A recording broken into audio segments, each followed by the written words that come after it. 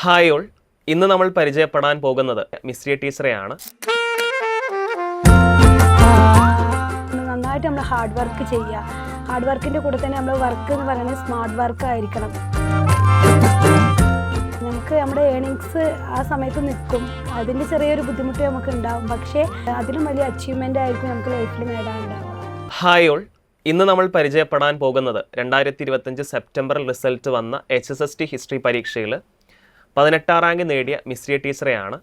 Mystery teacher ഒരു higher secondary teacher ആവുക എന്ന് പറയുന്നത് ഏതൊരു ടീച്ചറിൻ്റെയും ഒരു സ്വപ്നം തന്നെയാണ്. അല്ല, ആ ഒരു ഹയർ ക്വാളിഫിക്കേഷൻ വേണ്ട ആ ഒരു പോസ്റ്റിലേക്ക് എത്തുക എന്നുള്ളത് ഏതൊരു ടീച്ചറുടെയും ഒരു സ്വപ്നം തന്നെയാണ്. അപ്പോൾ ആ ഒരു മിസ്ട്രി ടീച്ചറുടെ ഒരു പ്രൊഫൈൽ എങ്ങനെയാണ്, വീട്ടിൽ ആരൊക്കെയുണ്ട്, അതുപോലെ തന്നെ എന്തുകൊണ്ടാണ് ഈ ഒരു ടീച്ചിങ് ഫീൽഡ് ഈ ഒരു പാഷനായിട്ട് എടുത്തത്? എൻ്റെ ഫാമിലിയെ കുറിച്ച് പറയുകയാണെങ്കിൽ ഹസ്ബൻഡ്, മോന്, പിന്നെ എൻ്റെ ഉമ്മ, അങ്ങനെ ഞങ്ങൾ മാത്രം അടങ്ങുന്ന ചെറിയൊരു ഫാമിലിയാണ്.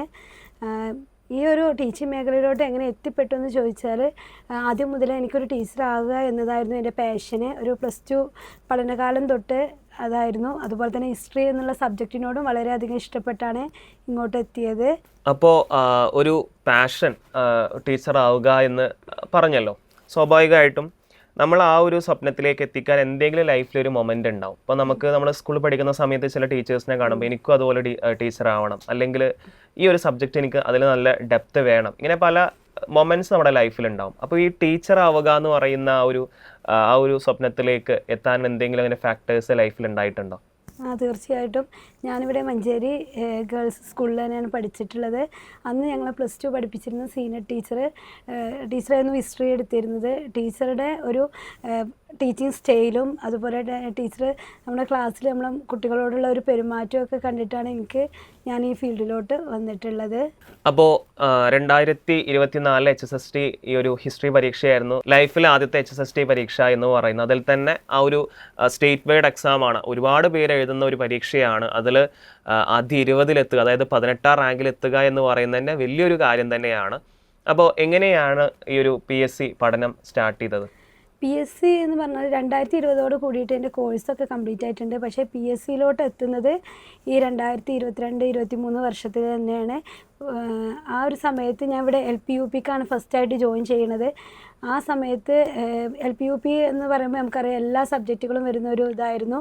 അവിടെ നമുക്ക് എക്സാമുകളും കാര്യങ്ങളും ഉണ്ടാകുമ്പോൾ നമ്മൾ വിചാരിച്ചൊരു ലെവലിലോട്ട് എത്താൻ കഴിഞ്ഞിട്ടുണ്ടായിരുന്നില്ല. അങ്ങനെയാണ്. അപ്പോൾ ആ സമയത്ത് ഞാൻ ഇവിടെ വന്നിട്ട് ഓഫീസിൽ തിരക്കാറുണ്ടായിരുന്നു, HSST സ്റ്റാർട്ട് ചെയ്യുന്നുണ്ടോ എന്ന്. അങ്ങനെ നവംബറിൽ ഇവിടെ ക്ലാസ് തുടങ്ങിയതോട് കൂടിയിട്ട് ഇവിടെ ജോയിൻ ചെയ്യുകയായിരുന്നു. ഓക്കെ. അപ്പോൾ ഹിസ്റ്ററി എന്ന് പറയുമ്പോൾ വലിയൊരു ഏരിയ നമുക്ക് കവർ ചെയ്യാനുണ്ട്. പ്രത്യേകിച്ച് ഒരു കോമ്പറ്റേറ്റീവ് എക്സാം എന്ന് പറയുമ്പോൾ സ്വാഭാവികമായിട്ടും ആ രീതിയിലേക്ക് നമ്മൾ പഠിക്കേണ്ടത്. നമുക്ക് ഒരുപാട് നോളജ് ഉണ്ടെങ്കിലും പക്ഷെ നമുക്കത് പരീക്ഷയിൽ അപ്ലൈ ചെയ്യാൻ സാധിക്കും, എന്നാലാണ് നമുക്ക് നല്ല റാങ്കിലേക്ക് എത്താൻ സാധിക്കുക. അപ്പോൾ എയ്സിൽ വരുന്ന സമയത്ത് എന്തെല്ലാം കാര്യങ്ങളാണ് ഈ ഒരു റാങ്കിലേക്ക് എത്താൻ മിസ്ട്രി ടീച്ചറിനെ സഹായിച്ച ഫാക്ടേഴ്സ് എന്തൊക്കെയായിരുന്നു? ഇത് പറഞ്ഞ പോലെ തന്നെ നോളജും കണ്ടൻറ്റും ഒക്കെ നമ്മൾ PGയിൽ ടൈമിൽ തന്നെ നമുക്ക് ഒരുപാട് നല്ല നോട്ട്സും കാര്യങ്ങളും ഒക്കെ ഉണ്ട്. പക്ഷേ ഇതെങ്ങനെയാണ് ഒരു കോമ്പറ്റേറ്റീവ് എക്സാമിലോട്ട് എത്തിക്കുക എന്നതായിരുന്നു സംശയം. അപ്പോൾ ഇവിടെ വന്ന ശേഷം ഇവിടുത്തെ നല്ല ക്ലാസ്സുകളായിരുന്നു. അതോടൊപ്പം തന്നെ ഇവിടുത്തെ OMR എക്സാം 100 ക്വസ്റ്റ്യൻസിന് എങ്ങനെയാണ് ആ ഒരു ടൈം വെച്ച് നമ്മുടെ ടൈം മാനേജ്മെൻ്റ് ഉള്ളത്, അതുപോലെ തന്നെ ഇവിടുന്ന് കിട്ടുന്ന മെറ്റീരിയൽസ് എല്ലാം വളരെയധികം ഹെൽപ്പ് ചെയ്തിട്ടുണ്ട്. ഓക്കെ. അപ്പോൾ ആദ്യം നേരത്തെ പറഞ്ഞ പോലെ ഈ ഒരു കോമ്പറ്റേറ്റീവ് എക്സാമിലേക്ക് വരുന്ന സമയത്ത് ഒരുപാട് പ്രശ്നങ്ങൾ ഫേസ് ചെയ്തിട്ടുണ്ടാകും. പഠിച്ചു തുടങ്ങുമ്പോൾ ഒരുപാട് ബുദ്ധിമുട്ട്, നമുക്ക് ഓൾറെഡി ഓക്കെയാണ്, നമുക്ക് സബ്ജക്റ്റ് കണ്ടന്റ് ഉണ്ട്, എന്നാൽ കൂടി ഒരുപാട് പ്രശ്നങ്ങൾ നേരിടുന്നുണ്ടാവും. സ്വാഭാവികമായിട്ടും ഇനിയിപ്പോൾ ഒരുപാട് HSST എക്സാം വരുന്ന സമയത്ത് ഒരുപാട് പേര് നിങ്ങളൊരു സക്സസ് ആയ വ്യക്തി തന്നെയാണ്. അപ്പോൾ അതുകൊണ്ട് തന്നെ അവർക്കുള്ള ഒരു മെസ്സേജ് എന്താണ്, ഈ ഒരു പഠിച്ചു തുടങ്ങുന്നവർ ശ്രദ്ധിക്കേണ്ട കാര്യങ്ങൾ എന്തൊക്കെയാണ്? ഒരുപാട് കണ്ടന്റ് നോളജ് നമുക്കുണ്ടെങ്കിലും അതെങ്ങനെയാണ് നമ്മൾ ഒരു കോമ്പറ്റേറ്റീവ് മൈൻഡിലോട്ട് എത്തിക്കുക, അതിന് വേണ്ടിയിട്ട് എന്താണ് നമ്മൾ നന്നായിട്ട് ഹാർഡ് വർക്ക് ചെയ്യുക. ഹാർഡ് വർക്കിൻ്റെ കൂടെ തന്നെ നമ്മൾ വർക്ക് എന്ന് പറയുന്നത് സ്മാർട്ട് വർക്ക് ആയിരിക്കണം. ഒത്തിരി നോളജ് ഉണ്ടായിട്ട് കാര്യമില്ല. അതെങ്ങനെയാണോ മുമ്പുള്ള പ്രീവിയസ് ക്വസ്റ്റ്യൻസൊക്കെ ചെക്ക് ചെയ്തിട്ട് എങ്ങനെയാണ് ക്വസ്റ്റ്യൻ പേപ്പർ സാധാരണയായിട്ട് വരാറുള്ളത്, ഇപ്പോഴത്തെ ട്രെൻഡ് എന്താണെന്നൊക്കെ ചെക്ക് ചെയ്തിട്ട് അതുപോലെ തന്നെ നമ്മൾ നന്നായിട്ട് ഹാർഡ് വർക്ക് ചെയ്താൽ നമുക്ക് സക്സസ്ഫുൾ ആവാൻ കഴിയും. ഓക്കെ. അപ്പോൾ ഒരു ഉദ്യോഗാർത്ഥി ഒരു പരീക്ഷയ്ക്ക് ഒരുങ്ങുന്ന സമയത്ത് ഒരുപാട് കാര്യങ്ങൾ ശ്രദ്ധിക്കേണ്ടതുണ്ട്. അപ്പോൾ പറഞ്ഞ പോലെ PYQ വളരെയധികം ഇമ്പോർട്ടൻ്റ് ആയ ഫാക്ടറാണ്. മറ്റെന്തെല്ലാം കാര്യങ്ങളാണ് ഇപ്പോൾ ഒരു HSST എക്സാം എന്ന് പറയുമ്പോൾ വലിയൊരു സിലബസാണ് നമ്മുടെ മുന്നിലുള്ളത്. ഒരു ബുക്കിൽ മാത്രം ഒതുങ്ങുന്നതല്ല, കാരണം ഒരുപാട് ബുക്കുകൾ നമ്മൾ റെഫർ ചെയ്യേണ്ടി വരും അല്ലേ. അപ്പോൾ അങ്ങനെയുള്ള കാര്യങ്ങളൊക്കെ ചെയ്തിരുന്നോ? അപ്പോൾ അവർക്ക് എന്തെല്ലാം കാര്യങ്ങളാണ് ഇത്തരം പഠനത്തിൽ ശ്രദ്ധിച്ചിരുന്നത്? നമ്മുടെ ഒരുപാട് കുട്ടികൾ HSST ഹിസ്റ്ററി എക്സാം എല്ലാം എഴുതാനിരിക്കുന്ന ആളുകളുണ്ടാവും. അപ്പോൾ അവർക്ക് എന്തെല്ലാം കാര്യങ്ങളാണ് ഒരു മെസ്സേജ് ആയില്ല, ഒരു എന്താ പറയുക, ഒരു മാർഗനിർദ്ദേശമായിട്ട് കൊടുക്കാനുള്ളത്? നമ്മൾ ഇപ്പോൾ ഒരു സബ്ജക്റ്റ് ആണെങ്കിൽ ആ സബ്ജക്റ്റ് ഒന്നായിട്ടാണ് പഠിക്കാണ്ട് നമ്മൾ എന്ത് ചെയ്യുക, നമ്മൾ സിലബസ് ഓറിയൻറ്റഡ് ആയിട്ട് തന്നെ പഠിക്കുക. സിലബസിന് നമ്മൾ നന്നായിട്ട് നമ്മൾ ടൈം വെച്ച് ടൈം ടേബിൾ വെച്ച് ഓരോന്നിനും സമയം അലോട്ട് ചെയ്ത്, കാരണം ഒരു സിലബസിൽ ഓരോ സബ്ജക്റ്റ് ഇപ്പോൾ മിഡീവൽ ആണെങ്കിൽ മിഡീവലിന് ഇത്ര ടൈം, മോഡേണിന് ഇത്ര ടൈം എന്ന് പറഞ്ഞിട്ട് പിന്നെ നമുക്കറിയുന്ന ഭാഗങ്ങളുണ്ടാവും. അറിയുന്ന ഭാഗങ്ങൾക്ക് കുറച്ച് ടൈമും അറിയാത്ത ഭാഗങ്ങൾക്ക് കൂടുതൽ ടൈമും കൊടുത്ത്, അതുപോലെ തന്നെ ഇതിങ്ങനെ പഠിച്ച് പോയിട്ട് കാര്യമില്ല. ഇവിടെ നല്ല റിവിഷൻ്റെ ആവശ്യമാണ്.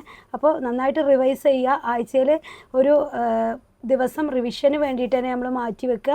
പിന്നെ ഒരു 3 ദിവസമായി, ഇപ്പോൾ തിങ്കൾ ചൊവ്വ ബുധൻ നമ്മൾ പഠിച്ച ശേഷം വ്യാഴാഴ്ച നമ്മൾ റിവൈസ് ചെയ്യണം. റിവിഷൻ മസ്റ്റാണ്. ഇപ്പോൾ റിവിഷൻ വളരെ ഇമ്പോർട്ടൻ്റ് ആണ്. PYQ വളരെ ഇമ്പോർട്ടൻ്റ് ആണ്, കാരണം ചോദ്യങ്ങളുടെ ട്രെൻഡ് മനസ്സിലാക്കണം എന്നുണ്ടെങ്കിൽ. അപ്പോൾ മിസ്റ്റർ ടീച്ചർ എന്ന് പറയുന്നത് ഓൾറെഡി വർക്ക് ചെയ്ത ഒരു ആൾ തന്നെയായിരുന്നു. അപ്പോൾ പിന്നീട് ഈ എക്സാമിലേക്ക് വരുന്ന സമയത്ത് ഈ ഒരു ജോലി ഡ്രോപ്പ് ചെയ്യുന്നുണ്ട്. അപ്പോൾ പല ആളുകളും ഇതുപോലെ ഒരു സ്റ്റേജിൽ നിൽക്കുന്നുണ്ടാവും. പല ആളുകളും ഇപ്പോൾ ഡെയിലി വേജ് ആയിട്ട് അല്ലെങ്കിൽ പ്രൈവറ്റ് ആയിട്ടൊക്കെ പഠിപ്പിക്കുന്നുണ്ടാവും. അപ്പോൾ അവർ ഇതുപോലെ ഒരു സ്റ്റെക്കായി നിൽക്കുന്നുണ്ടാവും. ലൈഫിൽ എന്ത് ചെയ്യണം, ഈ ഒരു ജോബ് ഞാൻ ഒഴിവാക്കി കഴിഞ്ഞാൽ അത് പിന്നെ ബുദ്ധിമുട്ടാവും, അങ്ങനെ ഒരുപാട് സിറ്റുവേഷനിലൂടെ കടന്നു പോകുന്ന ആളുകളുണ്ടാവും. അപ്പോൾ അവർക്ക് മിസ്റ്റർ ടീച്ചറിൻ്റെ ലൈഫിൽ നിന്ന് കൊടുക്കാൻ പറ്റുന്ന ഒരു മെസ്സേജ് എന്താണ്? നമുക്ക് നല്ലൊരു ആഗ്രഹവും കാര്യങ്ങളും ഉണ്ടെങ്കിൽ നമ്മൾ പൈസയുടെ ഇതോ അല്ലെങ്കിൽ നമുക്ക് കിട്ടുന്ന വരുമാനം നിൽക്കുമോ എന്നും നമ്മൾ ആലോചിക്കാനില്ല. ഞാനൊരു പ്രൈവറ്റ് ആയിട്ടുള്ള സ്കൂളിൽ വർക്ക് ചെയ്തിരുന്ന ഒരാളായിരുന്നു. അപ്പോൾ LP-UPയുടെ ആ ഒരു ടൈം വന്നപ്പോഴാണ് ഞാനത് ഡ്രോപ്പ് ചെയ്യുന്നത്. ഇനി UP എഴുതാം, UPക്ക് വേണ്ടിയിട്ട് പ്രിപ്പയർ ചെയ്യുക എന്നുള്ള രീതിയിൽ ഇതിന് വേണ്ടിയിട്ട് നല്ല സപ്പോർട്ട് ചെയ്തത് ഹസ്ബൻഡാണ്. ഹസ്ബൻഡ് ഒരു അധ്യാപകനാണ്. ഹസ്ബൻഡ് പുറത്താണ് വർക്ക് ചെയ്യുന്നത്. അപ്പോൾ ഇവിടുത്തെ PSCയും കാര്യങ്ങളൊന്നും തുടക്കത്തിലൊക്കെ എഴുതിയിരുന്നു. പക്ഷേ നമ്മൾ ലൈഫിൽ ഇങ്ങനെ നമുക്ക് ജോലി കിട്ടാതിരിക്കുന്ന സമയത്ത്, അപ്പോൾ നാട്ടിലെ പ്രൈവറ്റ് സ്കൂളുകളിലൊന്നും പോയാൽ ജീവിതം മുന്നോട്ട് പോകില്ല എന്നുള്ളതുകൊണ്ട് പുറത്ത് പോയ ഒരാളാണ്. ഹസ്ബൻഡ് തന്നെയാണ് ഇൻസ്പിറേഷൻ തന്നിട്ടുള്ളത്. ജോലിയൊക്കെ അവിടെ നിർത്തിയിട്ട് ഇനി ഒരു എക്സാമിന് വേണ്ടിയിട്ട് നന്നായിട്ട് പ്രിപ്പയർ ചെയ്യുക. അതുപോലെ തന്നെ മകന് അന്ന് 2.5 വയസ്സുള്ള ആ സമയമാണ് ഈ എക്സാമും കാര്യങ്ങളൊക്കെ വരുന്നത്. അപ്പോൾ മകനെയൊക്കെ വീട്ടിൽ ഉമ്മയും എല്ലാവരും നോക്കിയിട്ടാണ് ഇതിന് വന്നത്. അപ്പോൾ നമുക്ക് നമ്മുടെ ഏണിങ്സ് ആ സമയത്ത് നിൽക്കും. അതിൻ്റെ ചെറിയൊരു ബുദ്ധിമുട്ട് നമുക്ക് ഉണ്ടാവും, പക്ഷേ അതിലും വലിയ അച്ചീവ്മെൻ്റ് ആയിരിക്കും നമുക്ക് ലൈഫിൽ നേടാനുണ്ടാവുക. അപ്പോൾ ഒരു PSC ഉദ്യോഗാർത്ഥിയെ സംബന്ധിച്ച് നമ്മൾ ഓരോ സ്റ്റേജിലൂടെ കടന്നു പോകുമ്പോഴും ഒരുപാട് സോഷ്യലി നമ്മൾ ചിലപ്പം ഒരുപാട് നെഗറ്റീവ്സ് ആയുള്ള കമൻസ്, അതുപോലെ നെഗറ്റീവായുള്ള റെസ്പോൺസ് എല്ലാം നമ്മൾ നേരിടേണ്ടി വരും നമ്മുടെ സോഷ്യലി. പക്ഷേ മിസ്റ്റർ ടീച്ചറിൻ്റെ ഒരു ഫാക്ടർ എന്ന് പറയുമ്പോൾ ആ ഒരു ഫാമിലി നല്ല രീതിയിൽ സപ്പോർട്ട് ഉണ്ടായിരുന്നു. അപ്പോൾ ഞാൻ ഉദ്ദേശിക്കുന്നത് ഈ ഒരു സോഷ്യലി വരുന്ന ഈ നെഗറ്റീവ് റെസ്പോൺസും കമൻസ് എല്ലാം എങ്ങനെയാണത് ഫേസ് ചെയ്തത്? ഇപ്പോൾ ആ ഒരു അച്ചീവ്മെൻറ്റ് നേടിയപ്പോൾ എങ്ങനെയാണ് അത് ആ ഒരു നെഗറ്റീവ്സിനെല്ലാം ഇപ്പോൾ നോക്കിക്കാണുന്നത്? നമുക്കറിയാം, നമ്മുടെ ഈ ഒരു മലബാർ ഏരിയയിൽ തന്നെ പെട്ടെന്ന് കല്യാണം കഴിച്ചയക്കുക എന്നുള്ളൊരു ട്രെൻഡാണല്ലോ. പക്ഷെ ഞാൻ എൻ്റെ PG കംപ്ലീറ്റ് ചെയ്ത ശേഷമാണ് ഞാൻ മാരേജിനെ കുറിച്ചൊക്കെ ചിന്തിച്ചതും കല്യാണം കഴിഞ്ഞതൊക്കെ. ആ സമയത്ത് എന്തൊരു ഭാഗ്യം പോലെ ഹസ്ബൻഡും തന്നെ നല്ല ഒരു എഡ്യൂക്കേഷന് കൂടുതൽ പ്രാധാന്യം നൽകുന്ന ഒരാളായതുകൊണ്ട് തന്നെ ബാക്കിയുള്ളവരെന്ത് പറയുന്നു എന്നത് ഒട്ടും വക വെക്കാതെ തന്നെയാണ് മുന്നോട്ട് പോയത്. ആ സമയത്ത് എല്ലാവരും ഇപ്പോഴും ബാഗും കൊണ്ട് സ്കൂളിലോട്ട് പോവുകയാണോ, പഠിക്കാൻ പോവുകയാണോ, അവർക്ക് PSC എന്താണെന്ന് ചിലപ്പം നമ്മളെ പോലെ അറിഞ്ഞോളണം എന്നില്ല. പക്ഷേ ഇപ്പോൾ ഈ ഒരു അച്ചീവ്മെൻറ്റ് കിട്ടിയപ്പോൾ എല്ലാവർക്കും ഭയങ്കര ഹാപ്പിയാണ്. അന്ന് പറഞ്ഞവരൊക്കെ ഇന്ന് കൂടെയുണ്ട്. അപ്പോൾ ഞാൻ തുടക്കത്തിൽ പറഞ്ഞ പോലെ ഒരു ഹയർ സെക്കൻഡറി അധ്യാപിക ആവുക എന്നുള്ളത് തന്നെയായിരുന്നു സ്വപ്നം. ആ ഒരു സ്വപ്നത്തിലേക്ക് ഇപ്പോൾ എത്തിയിരിക്കുകയാണ്. തീർച്ചയായിട്ടും ലൈഫിൽ നമുക്ക് ഇനിയും ഒരുപാട് സ്വപ്നങ്ങളുണ്ടാകും. ചിലപ്പോൾ ഇനി ഇതിൻ്റെ ഒന്നുകൂടെ നമ്മുടെ കരിയർ ഒന്ന് ഡെവലപ്പ് ചെയ്യണം, ഒരു പ്രൊഫൈലൊന്ന് അപ്ഡേറ്റ് ചെയ്യണം എന്ന് ആഗ്രഹം ഉണ്ടാവും. അപ്പോൾ അങ്ങനെ എന്തെങ്കിലും സ്വപ്നങ്ങളുണ്ടോ, അതോ എനിക്കൊരു എൻ്റെ ലക്ഷ്യത്തിലെത്തി എന്ന് ഞാൻ കരുതുകയാണെന്ന് ആ ഒരു ചിന്താഗതിയാണോ? നമുക്ക് പറഞ്ഞാൽ അറിവ് എന്ന് പറയുന്നത് നമ്മൾ ഒരു പ്രത്യേക സ്റ്റാൻഡിലെത്തിയിട്ട് നമ്മളത് നിർത്താൻ പാടുള്ള ഒരു കാര്യമല്ല. ഇനിയും ഹയർ കോളേജിയേറ്റ് എക്സാമുകൾ വരും. അതുപോലെ തന്നെ നമുക്ക് PhD പോലുള്ള കാര്യങ്ങളൊക്കെ ചെയ്യാനുള്ള അവസരങ്ങൾ അതൊക്കെ നേടിയെടുക്കുക എന്ന് തന്നെയാണ് എൻ്റെ ലക്ഷ്യം. ഓക്കെ, അപ്പോൾ ഒരുപാട് സ്വപ്നങ്ങളുള്ള ഒരു വ്യക്തിയാണ്. അപ്പോൾ ആ ഒരു ജീവിതത്തിലൊരു സ്വപ്നം തന്നെയായിരുന്നു ഒരു ഹയർ സെക്കൻഡറി അധ്യാപിക ആവുക. അത് നല്ലൊരു നേട്ടത്തിൽ തന്നെ ആ ഒരു സ്റ്റേറ്റ് ബോർഡ് എക്സാമാണ്. അപ്പോൾ അതിൽ 18ാം റാങ്ക് കരസ്ഥമാക്കുക എന്ന് പറയുന്നത് വലിയൊരു നേട്ടം തന്നെയാണ്. അപ്പോൾ ഇതുപോലെ ഒരുപാട് സ്വപ്നങ്ങളും ജീവിതത്തിലുണ്ട്. അത് നേടാൻ കഴിയട്ടെ എന്ന് ആശംസിക്കുന്നു. Thank you.